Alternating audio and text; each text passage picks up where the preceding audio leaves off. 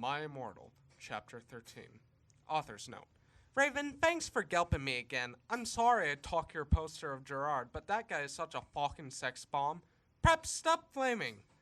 XXXXXX 666 XXXXXX. Vampire and I ran up the stairs looking for Dumbledore. We were so scared. Dumbledore! Dumbledore! We both yelled. Dumbledore came there.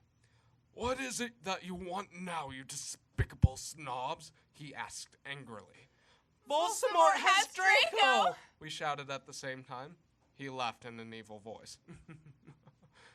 No, don't! We need to save Draco! We begged. No, he said meanly. I don't give a darn what Voldemort does to Draco. Not after how much he misbehaved in school, especially with you, Ebony, he said while he frowned looking at me. Besides, I never liked him that much anyway. Then he walked away. Vampire started crying. My Draco, he moaned.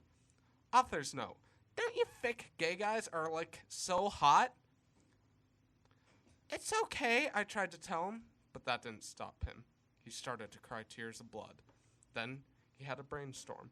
I had an idea, he exclaimed. What? I asked him. You'll see, he said. He took out his wand and did a spell. Then, suddenly, we were in Voldemort's lair. We ran in with our wands out just as we heard a croon voice saying, Alla Cadavra! It was Voldemort! Chapter 14. Author's note. Fuck off, preps, okay? Raven, thanks for helping me again. I'm sorry I couldn't update, but I was depressed, and I had to go to the hospital because I slipped my wrist. P.S. I'm not updating till you give me 10 god revals. XXXXXX 666 XXXXXX.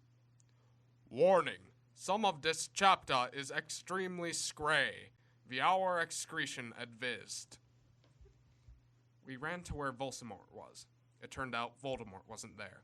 Instead, the fat guy who killed Cedric was. Draco was there, crying tears of blood. Snaketail was torturing him. Vampire and I ran in front of Snaketail. Rid my sight, you despicable preps, he shouted as we started shooting him with the gun. Then suddenly he looked at me and he fell down with a lovey-dovey look in his eyes. Ebony, I love you, will you have sex with me? He said. And he is 16 years old, so he's not a pedophile, okay? Huh? I asked. Ebony, I love you, will you have sex with me? Asked Snaketail. I started laughing crudely. What the fuck? You torture my BF and then you expect me to fuck you?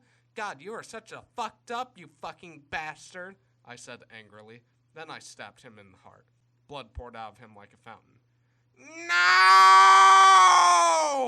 He screamed. He started screaming and running around. Then he fell down and died. I burst into tears sadly. Snaketail, what art thou doing?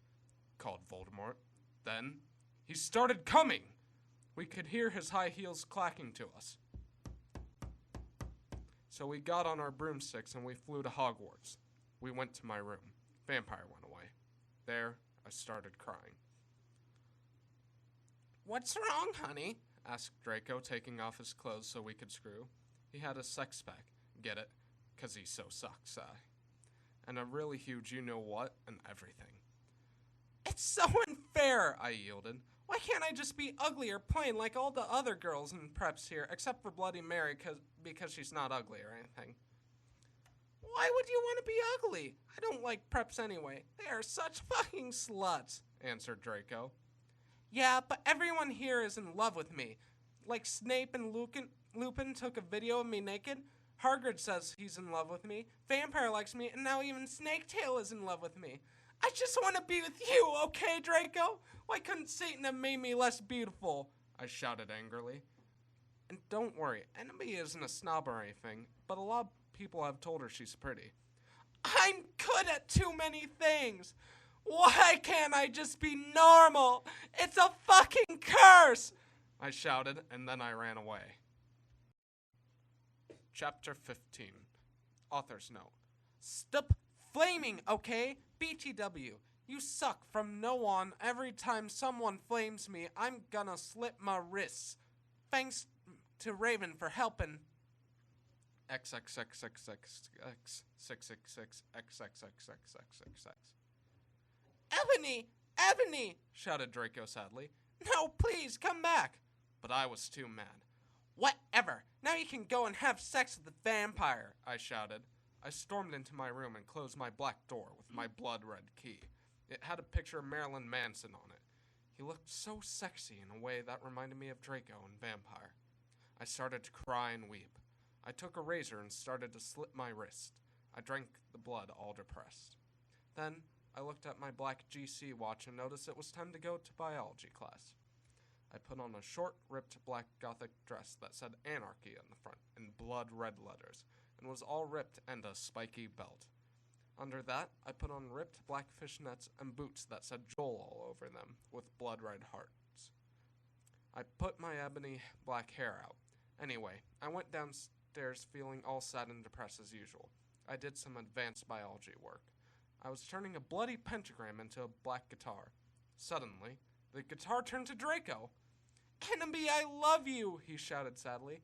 I do not care what those fucker preps and posers think. You're the most beautiful girl in the world. Before I met you, I used to want to commit suicide all the time. Now I just want to fucking be with you. I fucking love you. Then, he started to sing The Chronicles of Life and Death. We considered it our song now, 'cause we fell in love when Joel was singing it. Right in front of the entire class. His singing voice was so amazing and gothic and sexy, like a cross between Gerard, Joel, Chester, Pierre, and Marilyn Manson. Author's note. Don't you think those guys are so hot? If you did not know who they are, then get the fuck out of here. I said after he was finished. Some fucking preps stared at us, but I just stuck up my middle fingers. They were covered in black nail polish and were entwined with Draco's now at them. I love you, I said. Then we started to kiss, just like Hilary Duff. I fucking hate that bitch. And CMM in a Cinderella story. Then we went away holding hands.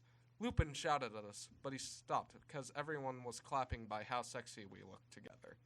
Then I saw a poster saying that MCR would have a concert in Hogsmeade right then. We looked at each other all shocked, and then we went together.